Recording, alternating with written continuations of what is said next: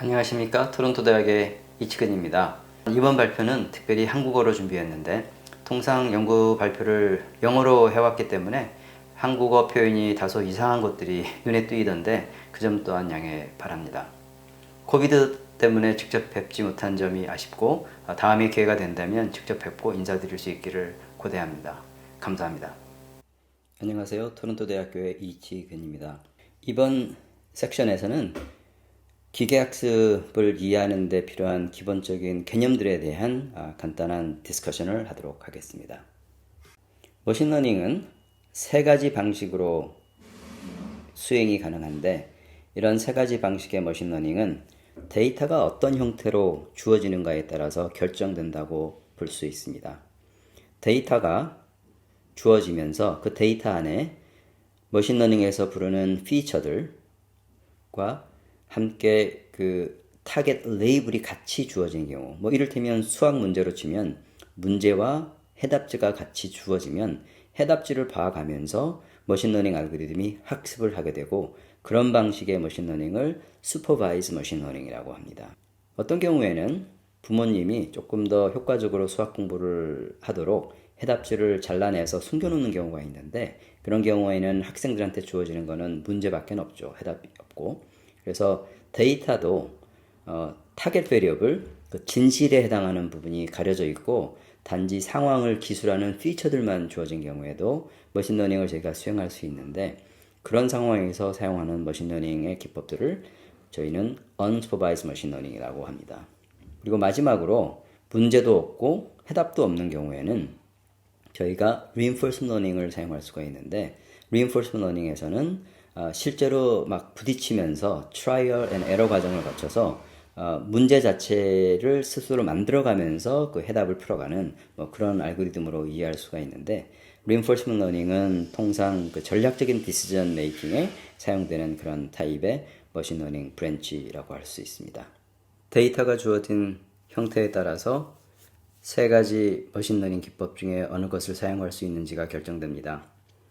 데이터가 전혀 주어지지 않고 대신 데이터를 콜렉트할 수 있는 환경이 주어진 경우에는 강화 학습이 가능하고 어떤 형태로든지 데이터가 주어진 경우에는 슈퍼바이즈 머신러닝이나 언슈퍼바이즈 머신러닝이 가능합니다. 두 가지 머신러닝 테크닉 중에 어느 쪽을 쓸 수 있는가는 그림에서 보시는 테이블에서 마지막 컬럼 정보가 있느냐 없느냐에 따라서 결정됩니다. 왼쪽에 있는 두 테이블을 보시면 데이터가 주어져 있는데 위에 있는 테이블은 피처들이 x1부터 xp까지 있고 마지막 컬럼인 y도 주어져 있습니다. 일종의 컬럼 y는 해답지라고 보시면 되고 컬럼 x1에서부터 xp까지는 수학 문제들로 보시면 됩니다. 밑에 있는 태블의 경우에는 마지막 y 컬럼이 없는데 이 경우에는 문제들만 이용을 해서 뭔가를 배워야 하는 unsupervised machine learning입니다. 그래서 다시 정리를 하면 데이터가 주어진 경우 supervised machine learning이나 unsupervised machine learning이 가능한데 마지막에 타겟이라고 불리우는 베리어블이 없는 경우에는 unsupervised, 있는 경우에는 supervised입니다. 예를 들자면 이 Y 컬럼에 해당하는 정보는 기계를 저희가 관리하고 있을 때 바이브레이션이나 템퍼러처 정보 등을 저희가 이용을 해서 기계가 작동 중인지 작동을 멈췄는지를 알고 싶어 하는데 이때 작동 상태를 알려주는 게 Y, 그 해답지에 해당하고 바이브레이션이나 템퍼러처 정보는 문제, 즉 X1에서부터 XP에 해당하는 정보라고 볼 수 있습니다. 그리고 슈퍼바이즈 머신 러닝은 해답지로 주어진 컬럼 Y가 어떤 성격의 정보인지에 따라서 리그레션과 클래시피케이션으로 나뉘게 됩니다. 리그레션의 경우에는 해답지 컬럼 Y가 컨티뉴어스 베리어블인 경우 예를 들어서 스탁 프라이스라든지 내일의 온도라든지 이런 것들은 다 실수 정보가 되겠죠. 그렇지만 이미지 클래시피케이션처럼 사진 안에 있는 동물이 개인지 혹은 고양이인지를 판별하는 문제 같은 경우에는 타겟 베리어블이 개 혹은 고양이 딱 그렇게 두 가지만 있게 되는데 그런 베리어블을 카테고리칼이라고 하고, 그런 경우에는 클래시피케이션 문제를 저희가 풀게 됩니다. 그림으로 클래시피케이션과 리그레이션을 분리해 보면, 클래시피케이션 같은 경우에는 저희들한테 주어진 정보가 이렇게 O나 X로 표현될 때, 그리고 이 경우에는 X축의 좌표와 Y축의 좌표가 다 피처에 해당합니다. 그리고 그 샘플의 모양, 동그라미인지 X인지가 타겟에 해당하는데, 주어진 정보 XY 피처를 이용을 해서 그 샘플 포인트가 O에 해당하는지 X에 해당하는지를 판별하는 문제, 그래서 클래시피케이션 문제가 됩니다. 그래서 샘플들이 주어졌을 때 그 샘플을 나누는 그런 바운더리를 구하는 문제가 됩니다. 리그레션 같은 경우에는 타겟 밸류가 컨티뉴어스인 경우인데, 그래프로 표현하면 오른쪽과 같습니다. 이 그래프에서는 X축은 피처지만 Y축은 타겟에 해당합니다. 그래서 X값이 주어졌을 때 그 X값에 해당하는 Y값을 찾아내는 문제가 리그레션이 됩니다. 그래서 지금 왼쪽의 그래프와 오른쪽의 그래프가 약간은 혼동될 수도 있는데, 왼쪽의 그래프는 클래시피케이션으로 X, Y 모두가 피처고 도형의 형태가 타겟인 반면, 오른쪽에 있는 그림은 리그레션을 표현한 그래프로 X축은 피처지만 Y축 밸류 자체는 타겟에 해당합니다. 마이닝 사이트에서 흔히 저희들이 접하게 되는 클래시피케이션 태스크의 이그젬플을 이 그래프에서는 볼 수가 있습니다. 왼쪽에 있는 사진은 마이닝 트럭인데 약 한국 돈으로 50억 정도에 해당하는 대단히 비싼 장비입니다. 장비가 비싼 만큼 이 장비가 하나 고장이 나게 되면 전체 마이닝 사이트의 프로덕션이 크게 저해되고 손실이 아주 크게 됩니다. 그래서 이런 기계에는 여러 개의 센서들이 붙어 있어서 실시간으로 나오는 센서 정보들을 이용을 해서 이 기계의 건강 상태를 점검하게 됩니다. 그래서 이런 경우에는 센서에서 들어오는 정보들이 다 피처에 해당하고, 지금 오른쪽 그래프 같은 경우에는 X축이 이를테면 바이브레이션 센서 리딩이고 Y축이 템퍼러처 리딩이라고 볼 수 있고, 그런 피처 정보들을 이용을 해서 그 피처를 가진 경우에 트럭이 작동 중인지 혹은 작동을 멈춘 상태인지를 클래시파이 해야 되는데, 그래프에서는 지금 파란 포인트로 보이는 것이 그 작동 중인 트럭에서 콜렉트한 정보들, 그 다음에 오렌지는 작동을 멈춘 경우에 센서 정보를 표시하는데, 수많은 이그젬플들이 있고 이런 샘플 포인트들이 이렇게 잘 그룹핑이 되어 있다면, 이렇게 오렌지 닷과 블루 닷 사이에 경계선을 확 긋고 이 경계선의 위인지 아래인지에 따라서 이 기계가 작동 중인지 작동을 멈췄는지를 판별할 수 있기 때문에 이런 문제는 아주 전형적인 클래시피케이션 태스크라고 할 수 있습니다. 이 슬라이드에는 리그레이션 태스크의 이그젬플이 있는데요. 왼쪽에 보이는 그래프는 토론토 지역의 템퍼러처를 표시하고 있습니다. 하루 중 가장 높았던 온도는 빨간 커브로, 가장 낮았던 온도는 파란색으로 표시되어 있는데, 과거에 저희들이 콜렉트한 수많은 템퍼러처 정보를 이용을 해서 다음 날 혹은 다음 주 혹은 다음 달 그 하이 템퍼러처, 로우 템퍼러처를 미리 예견하는 것, 그런 것들은 전형적인 리그레이션 태스크가 됩니다. 그래서 이때는 피처는 과거의 템퍼러처고 타겟은 미래의 템퍼러처가 됩니다. 장비 유지보수에서 이그젬플을 찾자면 리차저블 배터리의 그 remaining capacity가 그 리그레이션 태스크의 이그젬플이 될 수 있는데요. 지금 오른쪽에 보고 계신 그래프는 그 배터리의 그 잔존 용량을 나타내고 있는데요. 이 그래프는 사실 저희가 최근에 마친 데그레데이션 모델, 그 배터리 캐퍼시티의 미래값을 예측하는 그런 모델에 사용된 그래프를 제가 보여드리고 있는데, 보시는 것처럼 그 배터리에 따라서 그 차징 캐퍼시티가 내려가는 패턴이 약간 다르게 되어 있고, 지금 빨간 배터리 같은 경우에는 캐퍼시티를 오랫동안 잘 유지하고 있지만 파란 배터리는 빨리 캐퍼시티가 줄어드는 걸 볼 수 있습니다. 또 하나 재밌는 거는 캐퍼시티가 이렇게 내려가다가 가끔씩 이렇게 올라가는 일이 생기는데, 이런 것들은 배터리의 사용 패턴이라든지 얼마 동안 배터리를 사용하지 않았을 때에는 다시 사용하려고 했을 때 배터리의 그 커패시티가 약간 뛰어 올라가는 그런 리제너레이션 비헤이비어라고 저희들이 부르는데, 그런 현상으로 인해서 커패시티가 계속 내려가기만 하는 건 아니고 가끔 올라가기도 하는데, 이렇게 올라갈 수도 있다는 거를 염두에 두고서 그 미래의 잔존 커패시티를 프리딕션하는 문제인데, 그래서 올라갈 수 있다는 것들 때문에 이 리그레이션이 특별히 좀 까다로운 그런 문제라고 볼 수 있습니다. 저희 센터에서 그동안 머신러닝 기법을 이용을 해서 현장에 있는 장비의 고장 진단이라든지 그 향후 헬트 컨디션을 프리딕하는 그런 예제 프로젝트들입니다. 지금 보고 계신 사진은 남미의 한 광산에서 사용되는 여러 트럭에서 그 고장 수리 때 이 분해된 그런 파트들을 보고 계신데요.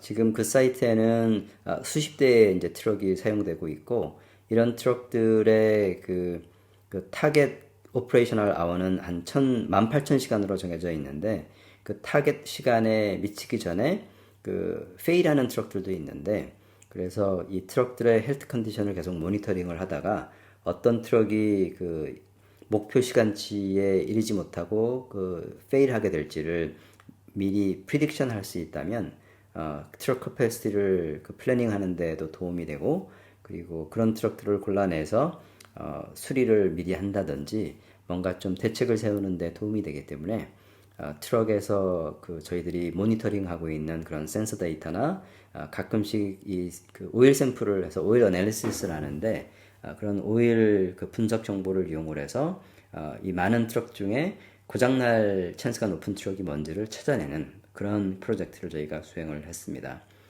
데이터가 굉장히 아주 클리어한 시그널을 보여주지 않아서 굉장히 힘든 프로젝트였고, 지금도 애큐러시가 아주 높진 않지만 그래도 지금 탄광 회사에서 사용했던 어떤 다른 방법보다는 더 좋은 애큐러시를 보이는 그런 모델을 저희가 개발할 수 있었습니다.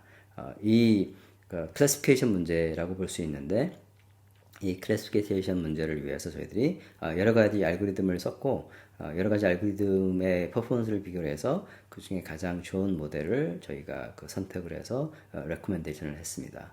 사실 제가 클래시피케이션이라고 했지만 데이터가 존재하는 형태가 다양하고, 그리고 페일 했는지 안 했는지를 가지고서 클래시피케이션 문제를 직접 풀었을 때 애큐러시가 좋지 않았기 때문에 이 문제는 저희가 사실은 리그레션 문제로 푼 다음에 리그레션을 통해서 잔존 수명을 예측하고, 잔존 수명이 어떤 트레시홀드 이하로 떨어지면 고장날 찬스가 높은 그런 트럭으로 저희가 판별하는 방식으로 해서 클래시피케이션 태스크의 아웃풋을 산출하는 그런 어프로치를 저희가 사용했습니다. 최초에 시도한 분석은 고장 히스토리를 이용을 해서 로지스틱스 리그레션을 통한 바이너리 클래시피케이션이었습니다. 기본적으로 고장 난 트럭과 고장 나지 않은 트럭 두 개의 클래스로 트럭들을 분류하는 그런 과정이었는데, 그 결과가 그다지 만족스럽지는 못했습니다.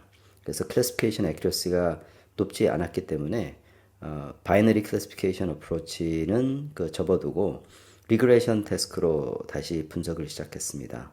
리그레이션 분석에서는 고장난 트럭의 헬트 컨디션을 대략 remaining useful life, 고장 때까지 남아있는 시간을 위주로 해서 리그레이션을 했고, 그렇게 리그레이션 된 수치가 어느 특정 트레시홀드 이하로 내려가게 되면 고장이 임박했다는 것으로 판단을 할 수 있기 때문에 그래서 트레시홀드 이하로 내려간 트럭들을 중심으로 해서 고장난 트럭으로 분류하는 그런 방식을 취했습니다. 그래서 트레시홀드를 올렸다 내렸다 하면서 이 분류 알고리즘이 얼마만큼 어그레시브하게 고장으로 보느냐, 혹은 굉장히 컨서버티브하게 고장으로 보느냐, 그 센시티비티를 조정할 수 있었습니다. 그래서 보시는 그래프처럼 이렇게 빨간 점선으로 표시된 임계점을 그어놓고 remaining useful life를 기반으로 한 헬트 인덱스를 이렇게 저희가 리그레이션 함으로써 고장과 고장이 나지 않을 트럭으로 이렇게 두 가지 그룹으로 분류하는 그런 어프로치를 택했습니다. 바이너리 클래시피케이션, 두 개의 클래스로 엔진들을 분류하는 작업은 그다지 결과가 좋지 않았고, 그래서 리그레이션을 이용을 해서 그 remaining useful life, 잔존 수명을 저희가 predict하는 그런 모델을 개발을 했는데 그런 regression task에 사실은 이제 사용할 수 있는 모델이 여러 가지가 있는데 어떤 모델이 그 더 퍼포먼스가 좋은지를 해보기 전에는 사실 모르기 때문에 저희들이 이제 수많은 모델을 그 트레이닝을 했고 각 하나의 모델을 저희가 트레이닝을 할 때 여러 가지 그 하이퍼 파라미터 튜닝이라든지 그런 것들 때문에 상당한 시간과 노력이 그 소요가 됐습니다. 그래서 지금 보고 계신 테이블에는 저희들이 그 옵티마이즈를 했던 대략 한 10개 가까운 모델들을 보고 계신데 그 10개 가까운 모델들의 이제 퍼포먼스 그러니까 RMS이면 root mean square error라고 해서 저희들의 prediction value와 실제 value 사이의 차이를 스퀘어 한 다음에 이제 그 총 다 합하고 다시 이제 루트를 씌운 리그레션에서 사용되는 그런 로스 펑션 밸류를 보고 계신데 보시는 것처럼 다들 비슷비슷한 그런 에러 레이트를 보이고 있는데 마지막 모델이 그 다른 모델에 비해서 아주 큰 차이가 날 만큼 그 좋은 퍼포먼스를 보였습니다. 그래서 MLP, LSTM, MLP라고 되어 있는데 MLP는 Multi-Layered Perceptron 저희가 흔히 아는 그 딥러닝 모델이고요. 그 LSTM은 이게 Long Short-Term Memory라고 해서 어떤 그 시계열 분석 그 데이터를 분석할 때 사용하는 독특한 그런 그 딥 뉴럴 네트워크의 아키텍처인데 그래서 이 MLP, LSTM, NLP 이 스트럭처는 저희가 뉴럴 네트워크를 굉장히 딥하게 이제 디자인을 하는데 뉴럴 네트워크의 제일 밑바닥에는 저희가 흔히 쓰는 그 MLP 스트럭처를 넣고 그 위에 이제 LSTM을 그 만들어서 그 위에 올리고 다시 MLP 위에다가 다시 LSTM 위에다가 다시 MLP를 얹는 이런 샌드위치 구조의 그 딥 뉴럴 네트워크를 디자인을 했을 때 퍼포먼스가 가장 좋은 것을 저희가 관찰할 수 있었습니다. 이 프로젝트는 역시 마이닝 회사에서 데이터를 받아서 저희가 2, 3년 전에 수행한 건데요. 보고 계신 것처럼 그 산 속에 산 정상에 그 마이닝 오퍼레이션을 하는 사이트가 있고 이 산 정상에서 그 오퍼레이션을 하기 위해서 많은 물이 필요한데 그 물을 산 아래쪽에서부터 펌핑해서 올리는 시스템입니다. 그래서 산의 이제 밑바닥에 여러 개의 펌프들이 있고 일단 이거를 산 중턱까지 이렇게 펌핑해서 올리고 나면 그 중턱에서 다시 그 이렇게 두 개의 펌프를 이용을 해서 최종 작업 지점까지 이제 물을 퍼올리게 되는데 지금 왼쪽에 보고 계신 게 바로 산 중턱에 있는 그 두 개의 펌프의 그 실제 사진입니다. 이 두 개의 펌프가 항상 정상 작동하는 게 아니라 사용하다 보면은 뭐 약간 이상 작동해서 펌핑 그 커패시티가 원래 디자인 커패시티보다 뭐 안 나온다든지 혹은 어떨 때는 그냥 쓸 수도 있는 그런 이제 그 상황이 발생을 하게 되면 산 정상에 있는 물이 어느 정도 이제 고여 있으니까 당장 펌프가 멈춰도 작업을 계속할 수는 있지만 그 고장이 뭐 빈번하게 일어난다든지 수리하는데 오랜 시간이 걸리게 되면 결국은 산 정상에서 이루어지는 작업을 그 멈춰야 되는 그래서 큰 손실을 초래하는 그런 일이 발생할 수도 있습니다. 그래서 이 그 마이닝 회사에서 이제 저희하고 프로젝트를 하면서 이 펌프에 이제 센서들이 있는데 센서 정보를 이용을 해서 펌프가 좀 이상 작동할 것 같으면 미리 좀 워닝을 달라 그러면은 미리 가서 인베스티게이션을 하고 수리를 한다든지 혹은 물을 조금 여유 있게 펌핑을 해 올려서 이 브레이크다운 됐을 때 상황에 대비할 수 있도록 하는 뭐 그런 거였습니다. 그래서 두 개의 펌프가 있고 두 개의 펌프에서 그 저희들이 그 실시간으로 컬렉트되는 뭐 플로우 속도라든지 발륨, 프레셔, 뭐 템퍼러처, 바이브레이션 이런 정보들을 이용을 해서 펌프가 이상 작동하기 이전에 워닝을 보내주는 그런 시스템을 개발했습니다. 저희 모델을 이용을 해서 계산한 그 심텀이라는 것. 그래서 그 모델의 프리딕션 에러가 threshold를 넘겼다면 얼마만큼 넘겼는지를 이 노란색 그래프로 저희가 표시를 했습니다. 그래서 2016년 대략 한 6월경에 뭐 하루 이틀 정도 굉장히 그 프리딕션 에러가 컸던 적이 있고요.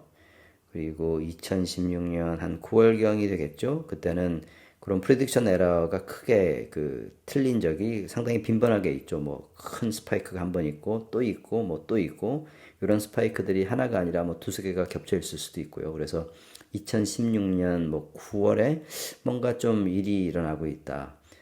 그리고 뒤로 가면은 2017년 2월에 한 번 있었고요. 그 다음에 2017년 4월에 스파이크가 있었는데, 보시면은 실제로 그 페일리어는 2017년 그 2월에 있었는데, 그 당시에 이렇게 큰 스파이크가 생기면서 어느 정도 그거를 이렇게 예견해주는 뭐 그런 거를 저희가 볼 수가 있고, 그리고 그 이 노란 그래프 저희 워닝 시스템이 이제 빈번하게 일어나면서 실제 그 이 펌프의 비헤이비어도 굉장히 그 언스테이블해지는 걸 볼 수가 있는데, 이렇게 파란색으로 되어 있는 이런 그래프들은 펌프의 그 비헤이비어가 좀 이상하게 된 그 실제 그 밸류를 이용을 해서 저희들이 이렇게 플랫한 것들인데, 실제 데이터에 기반한 이상 징후와 저희 노란색 스파이크가 굉장히 같이 모여 있는 걸 볼 수가 있는데, 그 아이디얼리 노란색 스파이크가 있고 나서 그 다음에 막 파란색 스파이크들이 많이 생겼다면, 사실 저희 노란색 스파이크가 그 프리워닝으로서의 가치가 있다, 이렇게 얘기할 수가 있는데, 지금 그래프에서는 대략 그런 패턴을 보여주고 있습니다.